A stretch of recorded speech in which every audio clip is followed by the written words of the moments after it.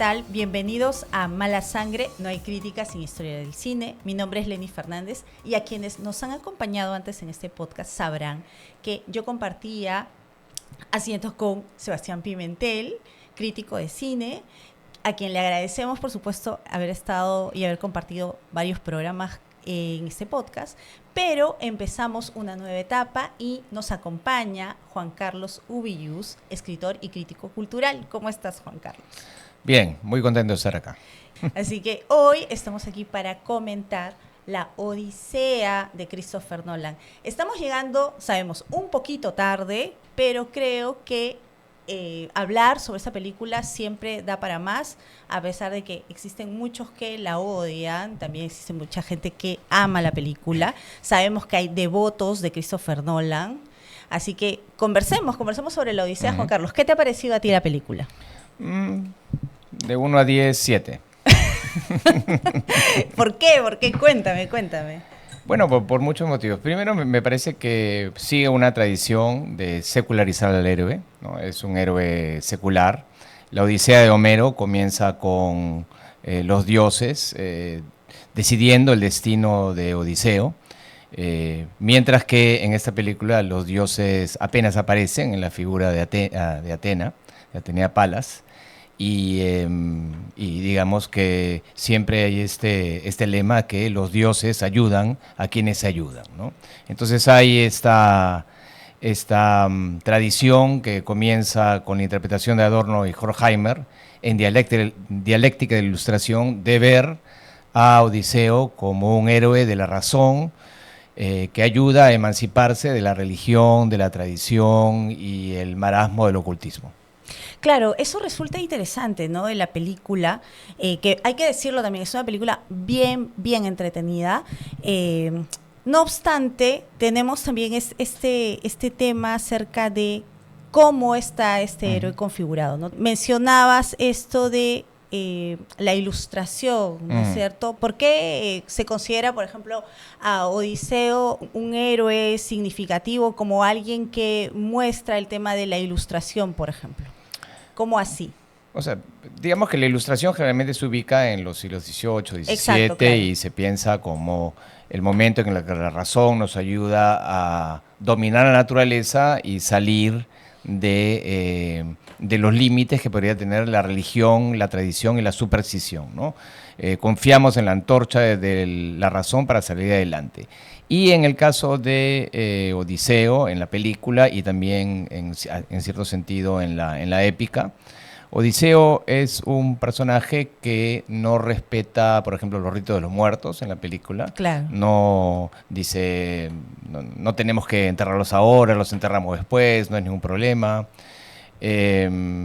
Digamos que no es tan respetuoso de lo sagrado como lo sería, por lo general, un héroe de esa época. Y se vale de su propio razonamiento, digamos, para salir de los problemas, para enfrentar, ¿no?, todos estos dilemas, además, morales. Correcto. A los cuales se enfrenta, ¿no es así? Sí. Y en ese sentido, claro, es el hombre ante todo, ¿no?, antes que los dioses, ¿no? Y también me resulta interesante cómo, por ejemplo, esta parte de las sirenas, ¿no? Por supuesto, no estamos haciendo spoilers porque esta es es digamos una historia tan conocida que hemos visto en el colegio, así que no estamos haciendo ningún spoiler.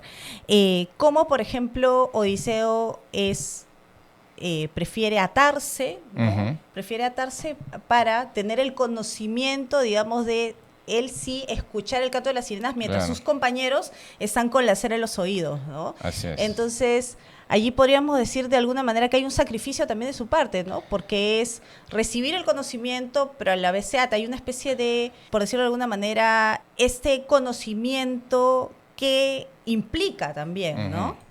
Sí, digamos que en esa época era una época donde el arte estaba muy asociado a la magia. Y por lo tanto tenía una gran fuerza. Y la interpretación de Adorno y Horkheimer es que cuando él se ata al mástil, entonces él reconoce la calidad del canto de las sirenas, pero le quita su fuerza. Claro. La magia y el arte debían llevarlo a uno a un lugar insospechado. Claro. Aquí, digamos, él continúa con su objetivo y experimenta ahora las sirenas no como magia arte, sino simplemente como arte, ¿no? Claro. Eso me parece que es lo lo interesante de ese episodio. Claro. Y sí, es de verdad muy interesante. Además, hay que decirlo, ya volviendo a la película, porque igual, digamos, me parece interesante ampliar un poco la lectura, ¿no?, de la Odisea. Esta parte de las sirenas a mí me parece de verdad espléndida. Creo que es la mejor secuencia rodada por Christopher Nolan en esta película porque tiene lecciones muy interesantes. Por ejemplo, como director utiliza el método, digamos, de no mostrar a las sirenas y tampoco escuchamos el canto, claro, ¿no? Sí. Esa parte, o sea, algo que yo aprecio mucho en un director es cómo utiliza el silencio, por ejemplo, ¿no? Y solamente vemos las expresiones de Matt Damon, que yo siento también que es la secuencia en donde más se le exige y donde mejor sale, ¿no? No sé a ti qué te parece. Sí, realmente, porque cualquier música y cualquier canto sería insuficiente para lo que supuestamente serían las sirenas, ¿no? Claro. Entonces, en ese sentido, mejor dejarlo en blanco. En la película producida por Dino de Laurentiis, Ulises, de 1954, ahí creo que ellos apuntan a poner la voz de Penélope en el canto de las sirenas, ¿no? Y de Telémaco también. Y de Telémaco, Sí, ¿no? sí, Entonces sí. es el regreso a casa y todo eso. Pero las sirenas supuestamente es mucho más. Las sirenas son lo dionisiaco, las sirenas no son simplemente la casa a la cual uno retorna. Lo dionisiaco es el momento en que uno se sale totalmente de sí.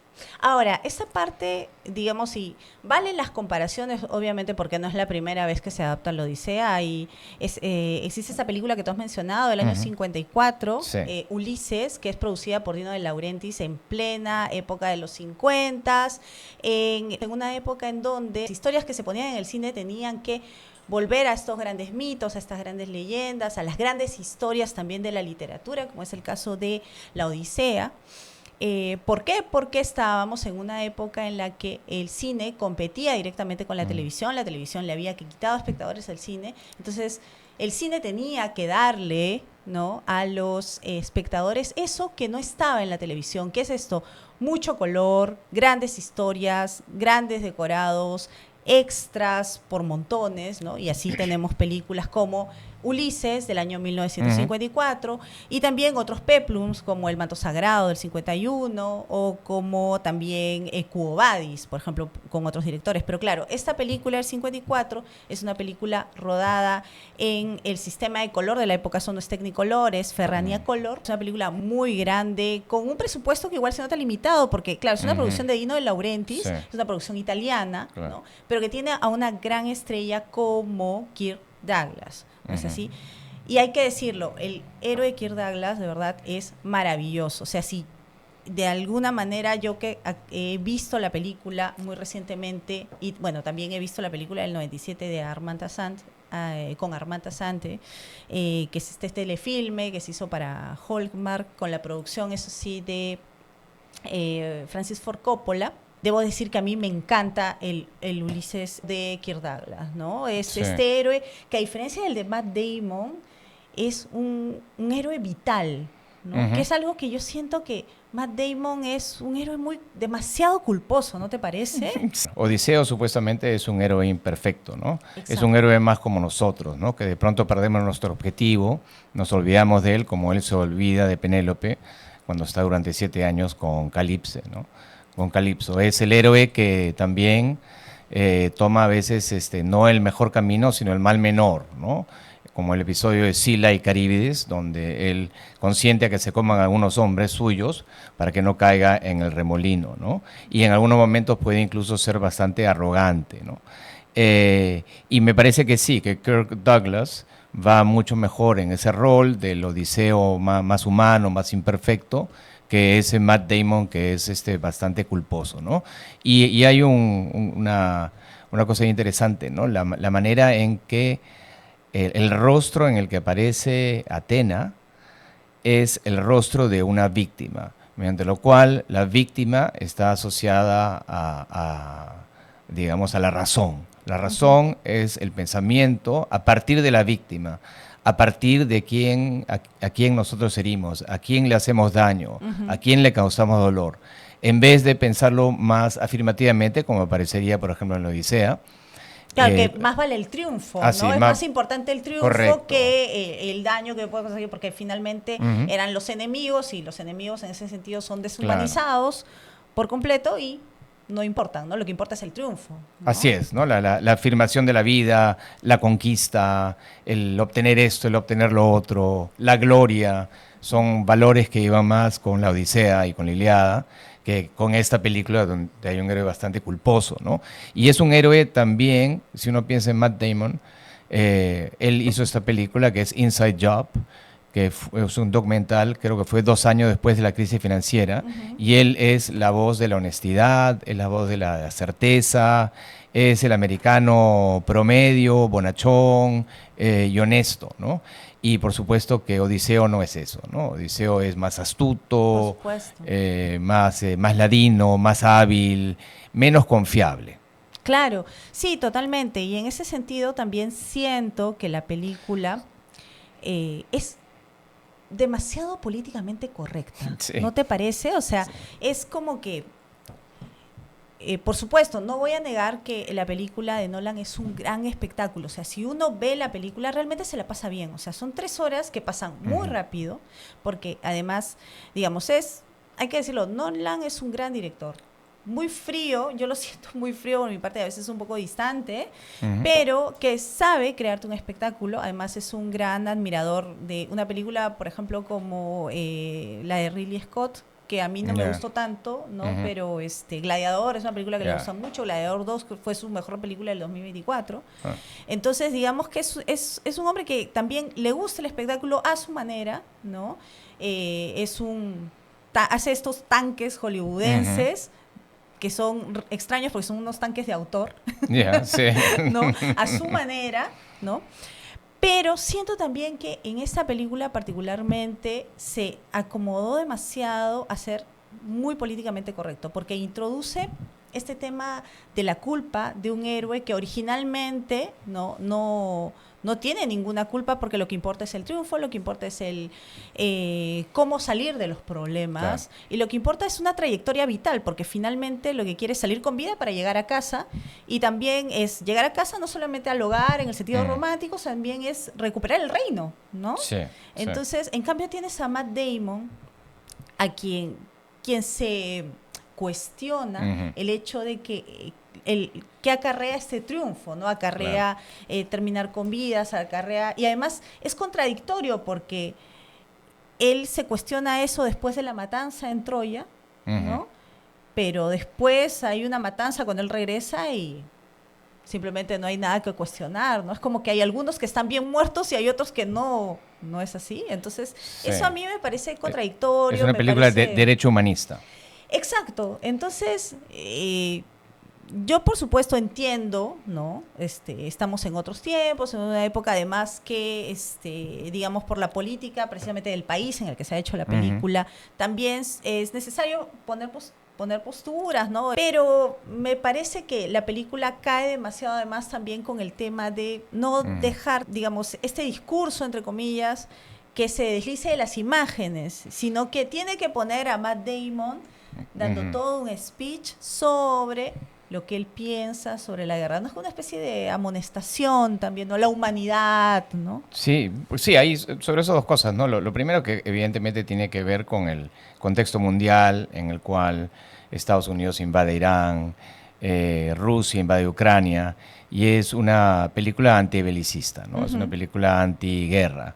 Pero por otra parte también es hija de nuestra época, de una época que diríamos comenzaría quizás después de la caída del muro de Berlín, donde caen las utopías, y cuando caen las utopías que nos permiten ver el futuro, empezamos a mirar al pasado como si fuera un campo de desastres, ¿no?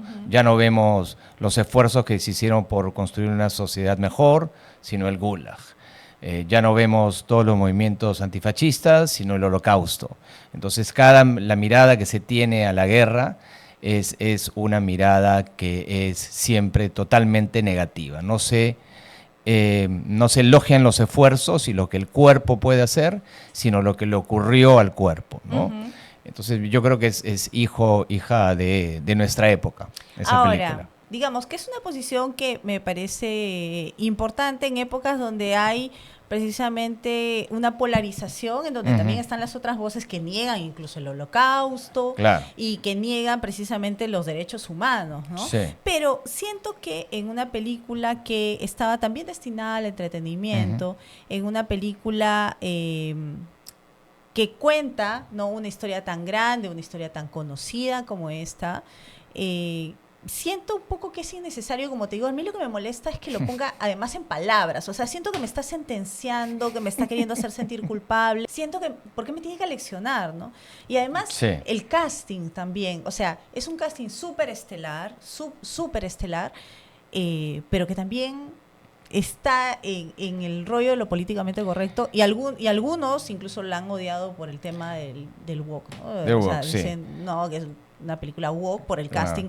Yo no estaría del todo de acuerdo, pero me parece que sí es políticamente correcta en ese sentido. Sí, es un tema complejo porque primero, digamos que el casting debería reflejar primeramente, los nórdicos, los anglosajones, no es una raza que es igual a la griega. Entonces, por ejemplo, en la película con Kirk Douglas, son todos blancos, nórdicos, bueno, hay italianos también, pero no necesariamente son del color que eran los griegos, que tenían influencias más africanas y de Asia Menor. Lo segundo es que en este momento, por ejemplo, Estados Unidos y el mundo anglosajón es menos blanco de lo que era antes. Entonces, digamos, tiene sentido de que si el mundo anglosajón va a representar a Grecia, entonces que tengan hindús, que tengan gente del Medio Oriente, que tengan incluso mexicanos, ¿no? Porque se supone que la raza mayoritaria en Estados Unidos de acá a unos años va a ser la mexicana, claro, ¿no? Pero también sí es que la literatura, el cine y las artes occidentales quieren ser universales y pretenden ser universales. Ellas tienen que de algún modo que incorporar a estas otras razas, ¿no? Y en ese sentido, por ejemplo, no me parece mal, en el caso, en otra película, creo que es esta película con Denzel Washington de Shakespeare, que es no Ricardo III, sino Macbeth. Me parece muy bien que Denzel Washington aparezca como un personaje de Macbeth, a pesar de que Macbeth, como lo habrá pensado Shakespeare, debe haber sido bastante blanco y anglo, ¿no? Entonces me parece que eso que es saludable, que se incorporen a otras razas en el elenco, pero sí coincido contigo que hay momentos en que eso puede volverse demasiado forzado, ¿no? Y que claro, a los actores que han señalado ha sido a Elliot Page en el rol de Sinon y también a, ¿cómo se llama esta actriz? Lupita Nyong'o en el caso de Helena de Troya, ¿no? Y en el caso de Helena de Troya, claro, una Helena de Troya negra, a pesar de que en la Odisea tiene niveos brazos y que es blanca. Y en principio a mí no me molesta, pero a mí me parece sintomático de algo que ocurre en la película y que tiene que ver con algo que vimos de la película anterior de Kirk Douglas, que tiene mucha más vida. Que en la película de Kirk Douglas hay mucho erotismo, y hay mucho erotismo en las mujeres, es exuberante. Y en esta película hay un intento de no erotizar o no hacer demasiado sensual a las mujeres, ¿no? E independientemente de la belleza que tenga o no tenga Lupita Nyong'o, me parece que la manera como la presentan no se hace entendible que hayan habido 1000 barcos dispuestos a recuperarla, ¿no? Eso es algo que también vi en algunos videos, pero bueno, digamos que la belleza también es algo muy subjetivo, ¿no es así? Sí. Pero claro, también yo te podría decir, bueno, Helena de Troya no es, en este caso, es un personaje secundario, ¿no? Y sí me parece saludable. A mí Lupita Nyong'o me parece guapísima, pero digamos que es un personaje secundario, ¿no? Aquí. Pero a mí quien sí me importa un montón es Odiseo, porque la verdad es que no me gusta para nada Matt Damon, sí. Te juro. Después, además de ver a Kirk Douglas, que es súper capo, además es un héroe, digamos, él ha protagonizado muchos héroes históricos, Espartaco también, claro, ¿no? No solamente por la postura que tenía él, sino por este talante, ¿no? Tan, digamos, tan propio el personaje de Odiseo, que raya con la egolatría, el cierto cinismo, pero también una apuesta por la vida, ¿no? Es muy vital, Sí. ¿no? En cambio, Matt Damon lo veo desde que aparece, sus primeras apariciones es con Calypso, ¿no? En el caso de la película de Nolan, que con Charlize Theron, ¿no? No. Y aparece adormecido, ¿no? Sin ninguna agencia, diríamos, ¿no? Sí. Está a merced de, ¿no? En cambio, en el caso de Kirk Douglas, por ejemplo, en la película del 54, está, que en este caso no está con Calypso, sino que hacen una combinación ahí de personajes, y lo conversábamos ayer, de Circe con Calypso, y está con Circe, que está también encarnado por Silvana Mangano, ícono de las actrices italianas de la época, quien también hace el papel de Penélope, hay que decirlo, pero en ese caso, si ustedes pueden ver, de verdad que les recomendamos muchísimo que vean la película del 54, porque allí Kirk Douglas está feliz.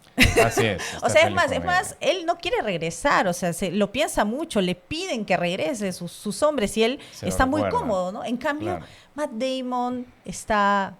No hay nada celebratorio en él, no hay nada ni de añoranza. O sea, es un término medio que es un poco, no sé, que hace agua. O sea, siento que no hay contundencia ni en el tema nostálgico, ni en el tema de que añore algo por volver, ¿no? O sea, que tenga un tema por regresar a casa, ¿no? Eso me molesta, o sea, siento que no es contundente, que hace agua, es una mazamorra actoral, ¿no? No me claro, gusta. lo que se podría decir es que una de las enseñanzas que se tiene por lo general, quizás modernas de la Odisea, es que lo importante no es llegar, sino el viaje. Y entonces el viaje tiene que ser maravilloso, tiene que haber escenarios maravillosos.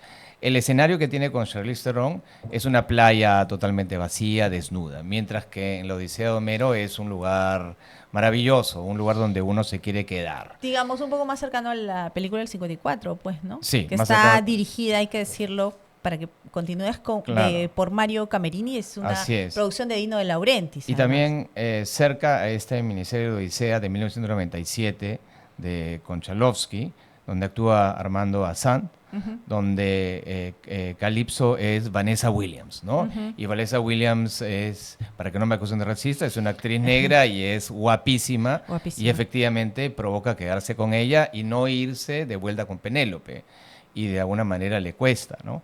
Entonces no se ven estas mujeres exuberantes y estos escenarios exuberantes que harían que él se quiera quedar. Al menos los escenarios, como dices, ¿no? Sí. Porque también hay que decirlo, Nolan es un director que no conoce la sensualidad, o no, en todo caso no quiere transmitirla, ¿no? Creo que no es lo que busca, no es lo que le interesa, no le interesa. Que es muy respetable también, ¿no? Pero digamos que en una película como La Odisea, yo podría entender esa elección estética, pero ya no hablemos de los cuerpos, hablemos de los espacios un poco. Pero sí, pues él es un cineasta muy frío también. De repente le estamos pidiendo demasiado a Nolan. Y se ve eso sobre todo en la caracterización de Circe, ¿no? Porque Circe en La Odisea y en las versiones fílmicas es guapísima, es una diosa maravillosa. Creo que la llaman la diosa de las trenzas pelirrojas. Pero en esta película es una mujer golpeada, resentida. Me parece fascinante la escena en que transforma a los héroes a los aqueos, a los griegos en chanchos, en cerdos. En cerdos, claro. Me parece fascinante. Es brillante esa parte, sí. Esa secuencia fascinante. Pero esa Circe es básicamente una víctima que seguramente ha sido golpeada por el apetito voraz de los hombres, y en ese sentido el acto de transformarlos en cerdos es una queja. Claro, porque dice, ¿no? Muéstrense como son, ¿no? Sí. Muéstrense como son, les dice, ¿no? Así es. Dejen sus disfraces y muéstrense como son, y los convierte en cerdos, claro, ¿no? Para ustedes demasiado nunca es suficiente. Entonces es una crítica desde cierto ángulo femenino a digamos, esta codicia, esta ambición masculina que no tiene fin. Y eso del resentimiento es interesante porque veía precisamente también una videocrítica de Fernanda Solórzano de Letras Libres, en donde señalaba también ese resentimiento, ¿no? pero es también, siento que está un poco forzado también el tema. Y más allá de la apariencia, ¿no? De decirse, que yo podría entender como válida, ¿no? O sea, esta elección de Nolan, como te digo, de no sensualizar, ¿no? A las mujeres, de no convertirlas en objetos eróticos. Así es. Lo que sí es contradictorio también es cómo hay algo en esta isla, ¿no? Donde hay varios hombres, ¿no? Convertidos en animales. Luego sabemos que estos animales que vemos, porque hay un tigre, hay un león, hay una gacela por ahí, o un venado, Sí, creo, sí, sí, sí. Que luego vamos a ver que son hombres, pero a estos hombres que llegan con Odiseo los convierte en cerdos. ¿Quiénes eran los otros hombres que estaban allí? Entonces, ¿por qué algunos son leones? ¿Por qué algunos son tigres? ¿Por qué, por ejemplo, recuerdo que Odiseo mata precisamente al venado y era un hombre? O sea, ¿cuáles eran las diferencias? ¿Por qué algunos sí son cerdos y por qué los otros no? ¿Y por qué los convirtió también, no? Así es. O sea, es como que también se siente un poco forzada, un poco la figura, ¿no? Debe haber sido un hombre no muy violento el que estaba de venado, ¿no? Pero sí bueno, yo creo que en toda película y en toda obra de arte hay siempre contradicciones, ¿no? Sí, claro. Por ejemplo, lo que decías anteriormente tú sobre la guerra, ¿no? Por un lado está esta postura antibélica, anti-Trump, y por otro lado está que matan, como una película de superhéroes, a todos los pretendientes. Es una secuencia larguísima, además. Claro. Y ahí también hay, claro, yo vería la contradicción por otro lado. La contradicción la vería porque la película me parece progre, es una película progre, asume el derecho humanismo, asume el multiculturalismo, etcétera, lo fuerza a veces de una manera, lo fuerza. Pero el personaje de Circe me parece es un personaje anti-progre, porque la víctima es resentida. No es una víctima pura que simplemente se queja de lo que le ha pasado, sino que tiene un resentimiento feroz que transforma a los hombres en chanchos o en otros animales, y a su hermana la transforma en cuervo porque se lleva mal con ella y la encierra en una jaula. Claro, ¿no? de verdad, es verdad. Ahí tiene un tema contradictorio, ¿no? Porque en realidad no es un resentimiento contra los hombres, sino es algo como que actúan en contra de ella, en general. Sí. Y los convierte en animales, ¿no? Como el caso de la hermana, por ejemplo, ¿no? A quien ha convertido en un cuervo y a quien además tiene enjaulada. Claro. O sea, se convierte en victimaria también. Así es. ¿No? Es la víctima convertida en victimaria. Convertida en victimaria. A través de la denuncia. Exacto. Entonces, esa parte también es... Sí, pues, tienes razón en ese sentido, ¿no? Ahora, hay que decirlo, nosotros somos progresistas, por si acaso. Siempre es bueno aclarar. Siempre es bueno aclarar, me parece, porque después sale la gente y nos dice que somos de lo peor, ¿no? Sí, ya estamos un poco viejos ya, creo que ya soportamos esas cosas. Así es. Pero, digamos, pero igual es bueno aclararlo. Ahora, igual, como conjunto de película, ¿con cuál te quedas, Juan Carlos? ¿Cuál te gusta más? O sea, has visto 3 versiones, ¿no? La de Nolan, sí, del 97, luego la primera, la de Ulises, la del 54, y esta. ¿Cuál te gusta más? Bueno, supongo que como contenido me gusta más el del 54, ¿no? En el sentido de que está lo que decías tú, un Odiseo más vital, etcétera, ¿no? Pero sí, la filmación, con respecto a los uniformes de los soldados, que son medio supervisados, ¿no? Medio hechos a los Batman, y ese fondo oscuro, me gusta la de Nolan. No sabría con cuál quedarme, ¿no? Digamos que me parece que una es más cercana a lo que yo esperaría del héroe, la del 54, y esta me gusta como película porque realmente veo al barco en el mar, veo estos grandes escenarios, veo algo que permite la época, por supuesto, que no estaba en las anteriores películas. Ahora, hay que decir que en la película de Nolan todo está hecho sin recursos digitales, ¿no? Que es algo que también nos remite al antiguo Hollywood, ¿no? Así es. O sea, igual esa película de Dino De Laurentiis se hizo también todo así, bueno, obviamente por la época, ¿no? Y la película del 97 también, recurriendo a meros recursos mecánicos, ¿no? Y de maquillaje, que de alguna manera, como les decía, nos remiten a ese antiguo Hollywood que Nolan admira porque hace estas películas monumentales, espectaculares, que son blockbusters prácticamente. Tú me contabas en un momento que que cuando salen estas grandes películas en Technicolor, hacen una lucha contra la televisión. Sí, claro. ¿Tú crees que eso está ocurriendo ahora con el paso de la Odisea al IMAX o a este gran formato? En lucha, no sé, contra el cable, Netflix, etcétera. Yo lo que siento es que Nolan, junto a un grupo de directores, está teniendo una resistencia frente precisamente a las plataformas, al streaming, ¿no? O sea, Nolan es un director que hace estas películas en IMAX de 70 milímetros, ¿no? Que exigen, ¿no? Cuyas condiciones ideales es verlas en esa proporción. Aquí en el Perú no tenemos una pantalla así, pero digamos que la gente va y hace el esfuerzo de ir hasta en funciones matinales para verla en IMAX, lo que hace que nos ir al cine, ¿no? Es decir, la Odisea, obviamente, la podrás ver luego seguro en streaming, como se llegó a ver Oppenheimer, ¿no? Pero no te va a dar la misma sensación que ir al cine, ¿no? Claro. Ahora, también esa apuesta de Nolan por el celuloide me parece muy importante.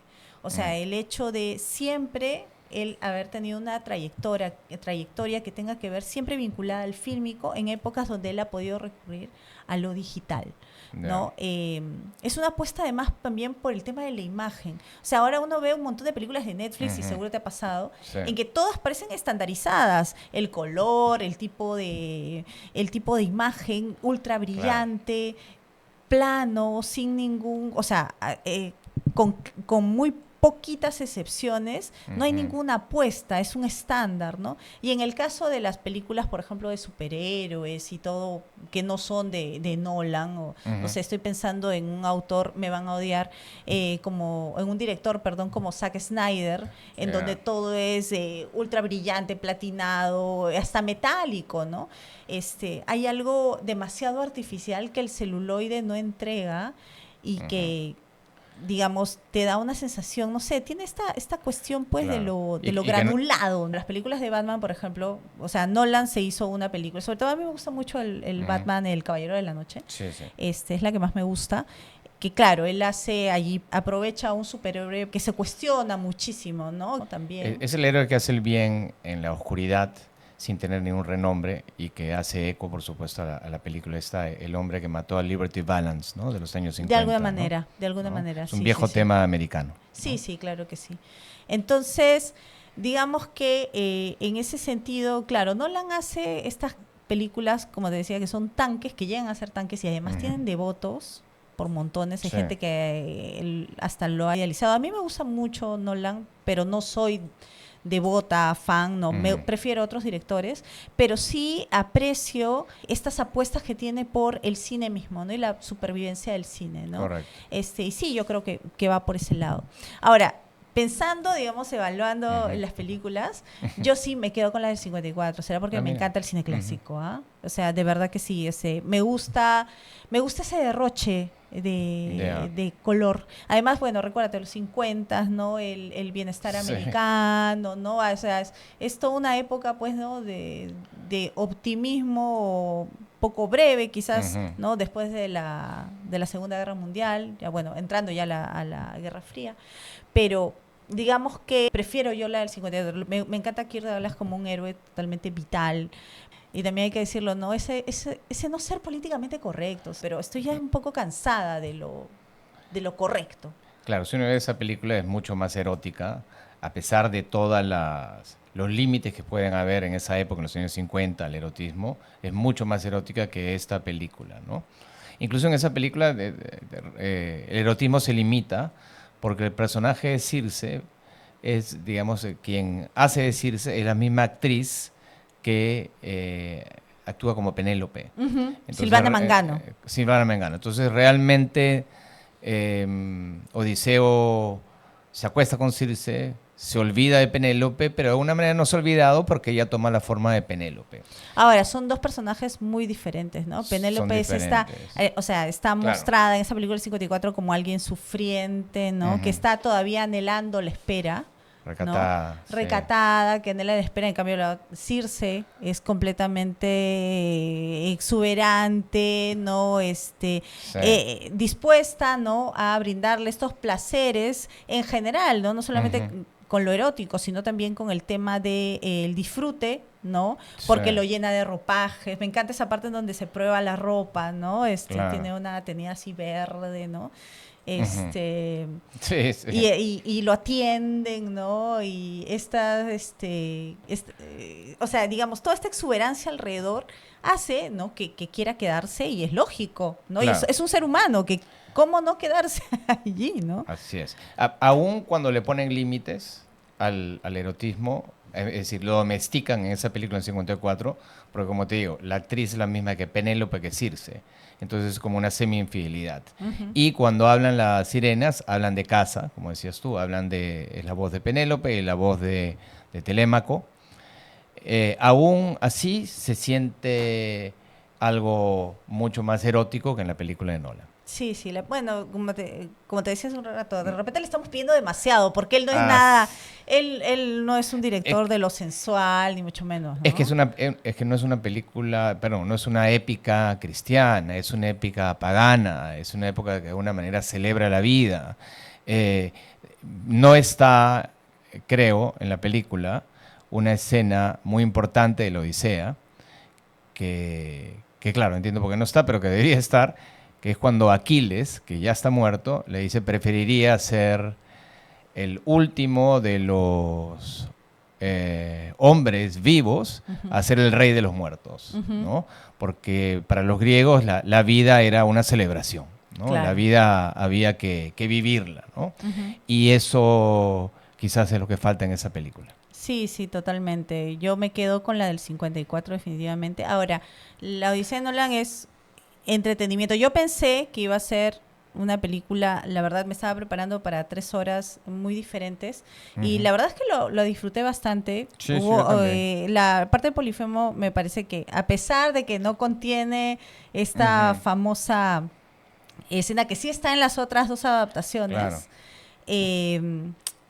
en donde le dice cuál es su nombre y él dice nadie, ¿no? Y luego Polifemo pide ayuda y no lo logra, ¿no? Claro. Pero ahí lo hace precisamente por lo que tú dices, por hacerlo un héroe más culposo. Porque él le dice nadie, le engaña, que se llama Nadie, y luego cuando actúa todo dolido y llama a sus hermanos cíclopes y les dice, me han dañado, ¿quién te ha dañado? Le dicen, nadie. Entonces ese nadie, si nadie lo ha hecho, es que simplemente es una cosa del destino y no tiene nada que quejarse. Pero después, cuando se escapa Odiseo...